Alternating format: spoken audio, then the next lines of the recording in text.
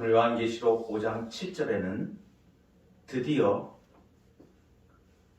하나님의 보좌에 앉으신 하나님의 오른손에서 그 두루마리를 취하셔서 이제 그 두루마리를 인을 떼시는 그 일을 하시는 그 어린 양께서 이제 드디어 하나님의 오른손에 있는 두루마리를 취하시는 말씀이 나옵니다. 7절에 그 어린 양이 나와서 보좌에 앉으신 이의 오른손에서 두루마리를 취하시니라 했습니다. 어린 양이 하나님의 오른손에서 책을 취한다. 이 행위는 무엇 때문에 지금 이렇게 책을 취하십니까? 인봉된, 인으로 봉해진 책의 인을 떼기 위해서입니다. 이제 그 비밀이 열려지는 거죠. 심판의 비밀이 열려지는. 이것은 무엇을 말하냐면 하나님의 구속 계획을 성취하기 위한 사역이 이제 실행되기 시작했음을 공식적으로 확증해 주는 것이죠. 구속의 경륜, 구원의 경륜이 하나님의 계획 속에 있었습니다. 그런데 이제 실제로 그것이 이제 구체화되는 것이죠. 어린 양을 통하여서. 그러니까 어린 양인 그리스도에 의해서 이제 하나님의 구속 계획이 이제 실행 단계로 옮겨지는 것을 말합니다. 그러니까 책의 인을 떼고 여는 것이 하나님 나라의 종말을 의미하는 것이죠. 그러니까 이 본문은 지금 우리에게 무엇을 말씀해 주시냐면 예수님이 그 성취를 이루시는 실체의 주인공, 예수님이 하나님의 구속 역사, 구원 역사의 그 구속 계획을 실행하시고 집행하시는 주인공으로 예수님이 등장하시는 것을 말합니다. 이제 하나님으로부터 하나를 다 위임받아서 이 장면을, 위임받는 이 장면을 보여주기 위해서 기록된 것입니다. 예수님이 하나님의 구원 역사를 실현하시는 것이 지금 어린 양이 하나님의 오른손에 있는 그 두루마리 책을 받는 것을 지금 표현해주고 있어요. 그리고 8절에 이제 들어가면 그 두루마리를 취하심에 굉장히 중요한 역사적인 분기점이 되는 거죠. 지금 아무도 하늘 위나 땅 아래, 바다 아래 아무데도 이 인을 떼기에 합당한 자가 없었지 않습니까? 그런데 그래서 요한이 엉엉 울어 통곡을 하면서 도대체 이거 뗄 사람이 없으니까 통곡을 하고 있었는데 이것은 무엇이냐면 하나님의 구원이 그것을 이룰 사람이 아무도 없었다는 것을 말하는 거죠. 근데 어린 양 예수 그리스도께서 이제 그 두루마리를 받으셔서 이제 인을 떼시니까 역사의 대전환이 지금 일어나는 것이죠. 그러니까 하나님은 당신의 택한 선택에 있었던 주의 백성들을 택하시고 그들을 구원하시기 위한 그 계획을 실행하시는데 바야흐로 예수 그리스도를 이 땅에 보내셔서 그 일을 집행하시는 거죠. 십자가에 죽으시고 부활하시고 승천하시고 하는 이러한 예수 그리스도의 구속사역을 이제 집행하신 것을 상징적으로 보여주고 있습니다. 8절에 보면 그 두루마리를 취하심에 네 생물과 24장로들이 그 어린 양 앞에 엎드려 각각 검은과 향이 가득한 금 대접을 가졌으니 이 향은 성도의 기도들이라 이렇게 말합니다. 아멘. 네 생물이 등장하죠. 네 생물은 우리가 앞에서 말씀을 통하여 우리가 점검을 했었습니다. 네 생물은 무엇을 말하는가? 살아있는 모든 피조물의 대표자라 그랬죠. 그래서 네 생물은 모든 피조물을 대표하는 자리고 24장로에 대해서도 우리가 공부했었습니다. 교회의 대표로 우리가 알죠. 우주적인 교회. 그래서 24장로들은 교회를 전체 대표하는 교회 공동체의 대표자들입니다. 그러니까 지금 어린 양이 두루마리를 취하시는데 네 생물과 24장로들이 엎드려 경배합니다. 이것은 무엇을 말하냐면 지금 어린 양이 하나님으로부터 책을 취하시는 여기에 대한 반응이 나타나는 거예요. 지금 그 반응이 네 생물과 24장로가 그냥 모든 살아있는 모든 피조물들과 그리고 모든 교회 공동체가 예수님의 어린 양의 발 앞에 지금 엎드리는 것을 말합니다. 그리고선 이어지는 그 표현이 각각 검은과 향이 가득한 금 대접을 가졌으니 이 향은 성도들의 기도들이다, 이렇게 말씀하십니다.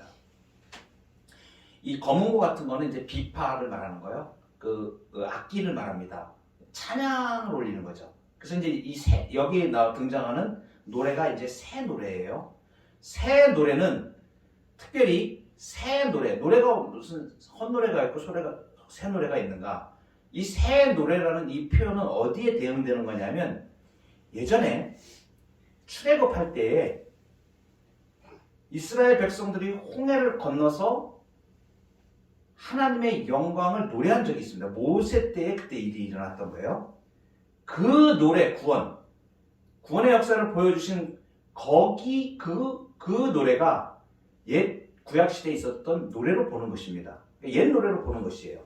그것에 대비하여 이제 완전히 그 그림자로 보여진 하나님이 택한 백성들을 완전히 구원을 완성하시는 그것을 실체로 보여주시는 분이 예수 그리스도시잖아요. 그러니까 이제 이것이 예전에 있었던 그림자에 대한 찬양, 그 노래, 이스라엘 백성들이 홍해를 건너서 구원받은 것에 대해 하나님께 찬양을 했던 그것이 이제는 완전히 완성이 되어져서 예수 그리스도로 인하여 완전히 하나님이 택한 백성들이 구원을 얻는 놀라운 일에 대하여 찬양을 드리는 것으로 새 노래라고 이렇게 표현을 하는 것입니다.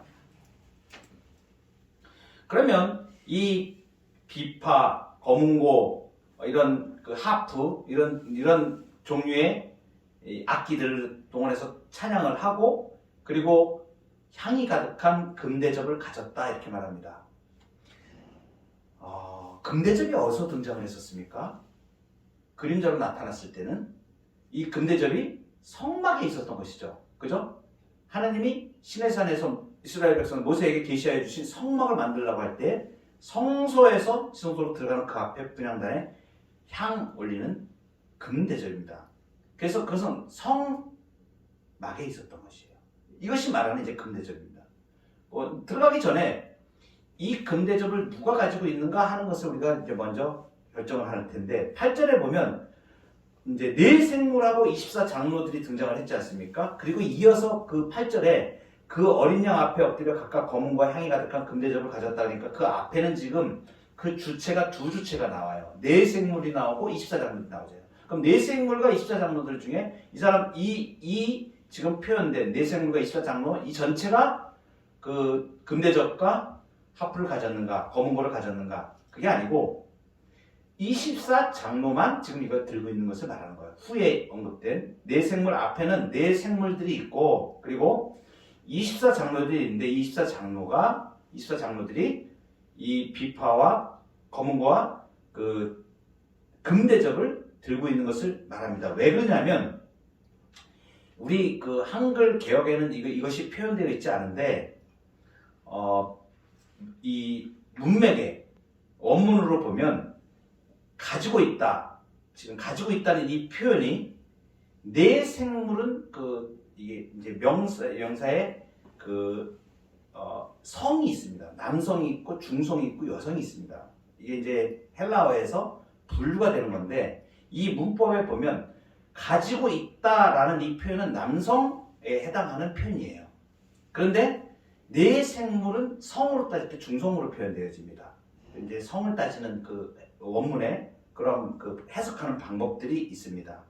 그래서 이게 성이 일치하지가 않는 거예요. 그런데 그 남성에 해당하는 그 주체는 누구냐 하면 24장로거든요.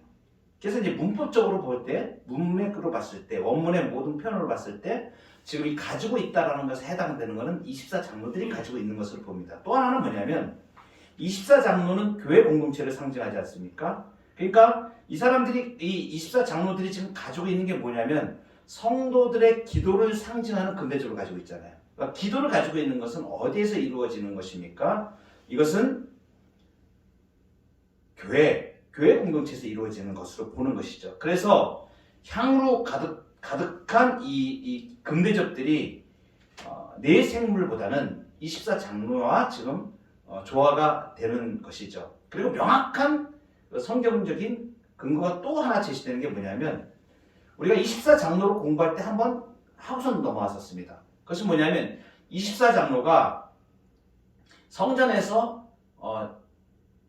하나님 앞에 제사를 드리는 그 레위 지파를 말하는 24장로를 우리가 역대상 25장 6절부터 나오는 그 부분을 보았습니다. 재금과 비파와 수금을 잡고 여호와의 전에서 노래하며 하나님의 전을 섬겼던 24장로, 이 레위 제사장들의 제의적인 역할, 하나님 앞에 예배를 드리는 그 역할을 하는 걸로 봤을 때 지금 그 모습이 그 금 대접을 가지고 성도들의 기도를 상징하는 금 대접을 가지고 올리는 것을 봤을 때 24장로들이 지금 들고 있는 것으로 우리가 명확하게 알 수가 있습니다. 그래서 지금 이 8절에 말하는 검은과 향이 가득한 금 대접은 지금 24장로가 들고 있다. 이것은 무슨 말이냐면 교회가, 교회 공동체가, 이 교회는 우주적인 교회를 말합니다.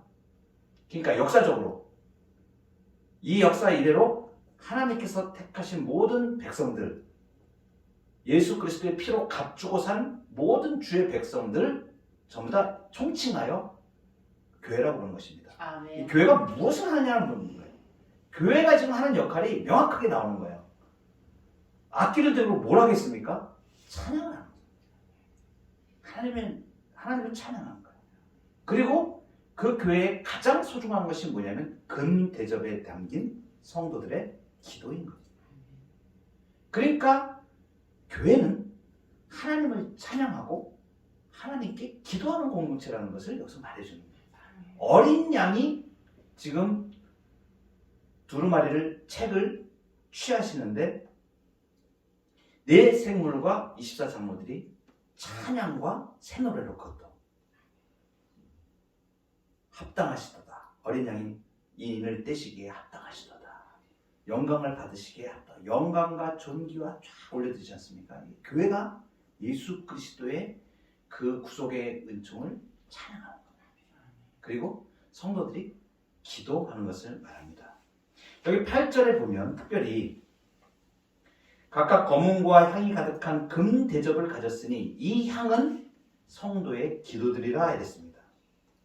지금 금 대접 안에 담겨있는 향, 이것을 지금 성도들의 기도들이라고 지금 해석을 하고 있는 것입니다.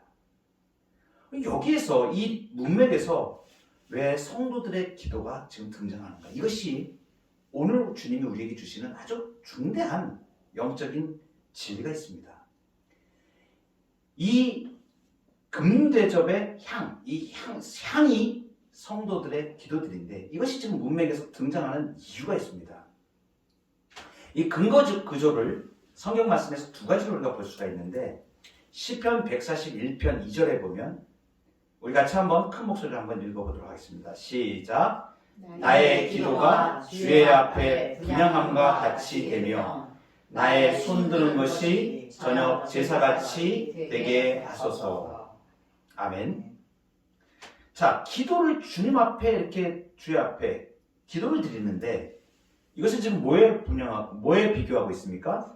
분향함과 같다. 분향함과 같다. 이 분향이라는 지금 이 표현이 향을 피우는 것을 말하지 않습니까? 근데 이것은 결과적으로 이 동일한 그 원문의 이 단어는 완전히 일치합니다. 72역에 보면 지금 시편의 이 분향하는 거하고 요한계시록 오늘 우리가 5장 8절에 보는 향하는 거하고 완전히 동일한 단어예요. 똑같은 단어예요. 뭐냐면 이게 기도하는 것이 하나님 앞에 올라가는 거죠. 성막에서 향을 피워서 이렇게 올라가는 것이 주의 백성들의 기도가 하늘로 올라가는 거죠. 하나님 앞에 올라가는 것을 말합니다. 그리고 이어서 나의 손드는 것이 저녁 제사같이 되게 하소서. 그러니까 기도가 이게 뭐냐면 하나님께 드리는 예배인 것이에요. 기도가 제사인 것입니다. 나의 손드는 것은 기도로 말합니다. 하나님하고 손을 대지 않습니까? 하나님을 향하여 기도하는 것이에요. 이것이 저녁 제사같이 되게 한다는 얘기는 이 기도가 하나님께 드리는 제사 같은 것을 말합니다. 그러니까 오직 기도에 의해서만 이 시인이 드리는 제사가 효과를 가질 수 있다는 것을 말합니다. 그러니까 예배에 기도가 빠지면 안 되는 것이죠. 기도로 하나님 앞에 올려드리는 것을 말합니다. 더 이제 구체적으로 들어가서 오늘 이 성도의 기도, 향이 성도의 기도다. 이것이 지금 이 요한계시록 이 현장에서 지금 어린 양이 하나님의 오른손에 있는 책을 취하시는 이 국면에서 왜 이것이 등장을 하는가 하는 부분을 출애굽기의 근거 구절로 보면 우리가 잘 아는 말씀입니다. 출애굽기 2장 23절에 보면 여러 해 후에 애굽 왕은 죽었고 이스라엘 자손은 고된 노동으로 말미암아 탄식하며, 출애굽기 2장의 말씀은 어떤 말씀이에요? 이스라엘 백성들을 이제 하나님께서 애굽에서 구원해 내시기 전의 상태, 이스라엘 백성들이 어떤 상태인지를 말하는데, 그 상태에서 여러 해 후에 애굽 왕은 죽었고 이스라엘 자손은 고된 노동으로 말미암아 탄식하며 부르짖으니, 그 고된 노동으로 말미암아 부르짖는 소리가 하나님께 상달된지라. 자, 이 부르짖는 게 뭐예요? 기도하는 거예요. 이스라엘 백성들이 기도하니까 그 기도하는 소리가 하나님께 상달되었다. 올라갔다는 얘기죠. 하늘로 올라가는 겁니다, 기도가. 그리고 이어서 24절에 보면 하나님이 그들의 고통 소리를 들으시고, 자, 기도가, 부르짖는 소리가 기도인데, 기도하니까 그 기도가 하늘로 올라가서 하나님이 들으시는 겁니다. 그리고 어떻게 하시냐면 하나님이 아브라함과 이삭과 야곱에게 세운 그의 언약을 기억하셨다. 그러니까 기도는 뭐예요? 하나님이 언약하신 걸 기억하시게 만드는 놀라운 능력이 있는 성도의 행위인 것이죠. 하나님이 기억하신다니까. 그러니까 나를 구원하시고 나를 책임지시고 나의 인생을 다 통째로 영원한 천국에 이르기까지 나를 보살피시고 성령으로 약속하신 것을 성도가 기도할 때에 하나님이 계속 기억하시는 거예요. 그래, 내가 너하고 약속했어. 그래, 너 보호해 줄게. 이 이스라엘 백성들의 허락하신 그 아브라함과 이삭과 야곱에게 세운 그의 언약을 기억하셨다. 기도는 하나님의 언약을 기억하게 만드는 놀라운 능력이 있는, 생명이 있는 신자의 행위인 것을 말씀해 주는 거예요. 그러니 우리가 기도할 때 하나님이 번뜩번뜩 기억하시고 그래 그 약속 지켜줄게 이렇게 하신다는 거죠. 이게 놀라운 겁니다. 그런데 그 다음에 25절에 보면 하나님이 이스라엘 자손을 돌보셨고, 기억하셨으니까 돌보시는 거예요. 그리고 하나님이 그들을 기억하셨더라. 하나님의 기억에 여러분의 기도가 그렇게 하나님의 기억을 깨우시고 하나님의 은총의 돌보심을 경험하는 기도가 되시길 원합니다. 아멘. 우리가 기도할 때 하나님은 돌보시고 기억하시는 거예요. 아멘. 이게 참 놀라운 말씀입니다. 지금 이 말씀을 보면 출애굽기의 그 고된 노동으로 말미암아서 부르짖는 소리가 이제 하나님께 이렇게 상달이 되었고, 하나님이 그 고통 소리를 들으셨고, 아브라함과 이삭에 세운 언약, 애굽에서 400년 동안 종살이한 후에 가나안으로 인도하게 하시겠다고 하는 그 땅을 기업으로 주시겠다는 언약을 기억하시고 행동에 옮기기 시작하시죠. 자, 그러면 잘 보세요. 하나님이 이스라엘 백성들을 이끌어서 출애굽시켜서 가나안 땅으로 들어가게 하신 이 출애굽의 역사가 무엇을 통해서 이루어진 거예요? 기도를 통해서 이루어진 거예요. 구원의 역사가 기도를 통하여, 하나님의 출애굽 역사가 이스라엘의 부르짖음에 대한 응답으로 이루어지겠다는 사실을 말합니다. 이게 놀라운 겁니다. 그러니까 신자의 기도는 하나님의 구원을 이루시는 능력이 되는 거예요. 하나님이 신자의 기도를 들으시고 구원을 행하시는 거예요.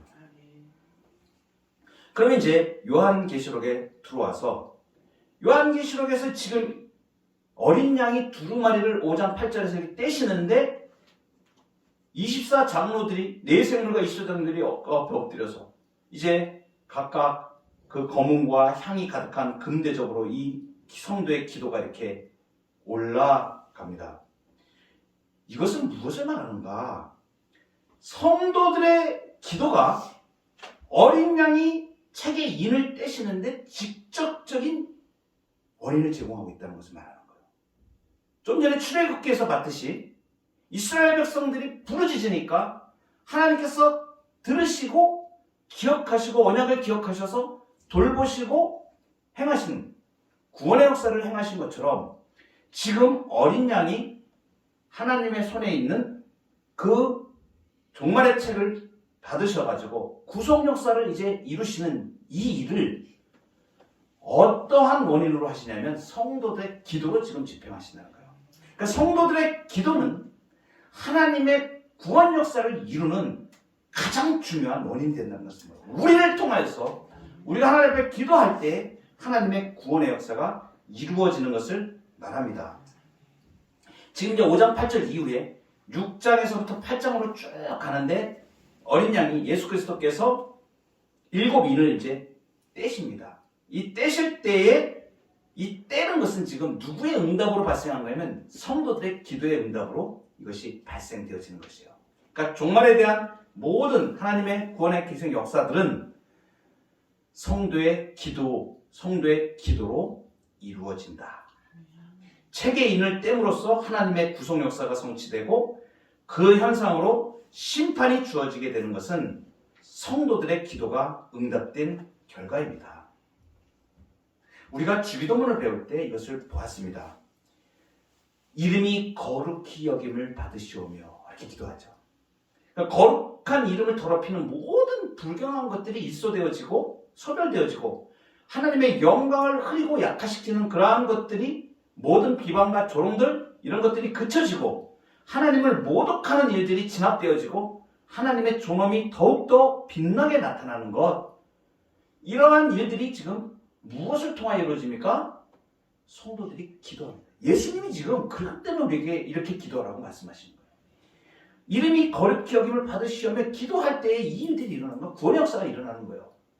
금 대접에 담겨있는 성도들의 우리의 기도할 때 우리의 기도가 하나님이 그것을 진짜 금 대접에 담아서 이게 올라갈 때 하나님 앞에 상달이 되어집니다.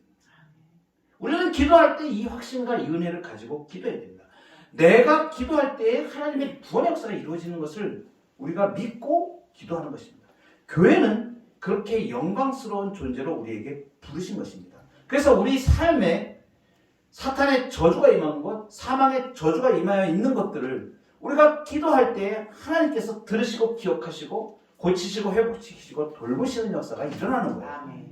이걸 믿으시기 바랍니다. 아멘. 기도할 때 우리의 가정을 붙잡고 있는 사단의 권세가 멸하게 됩니다. 아멘. 기도할 때 우리를 해치려고 하는, 교회를 해치려고 하는 세력들이 주님의 권세로 멸하게 되어지는 것을 우리에게 바랍니다. 아멘. 우리가 날마다 경험을 하죠.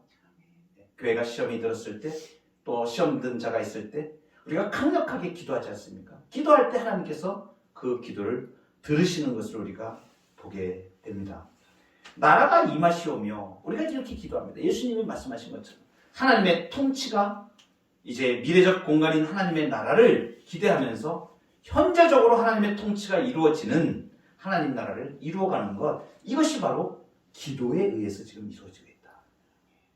뜻이 하늘에서 이룬 것 같이 땅에서도 이루어진다.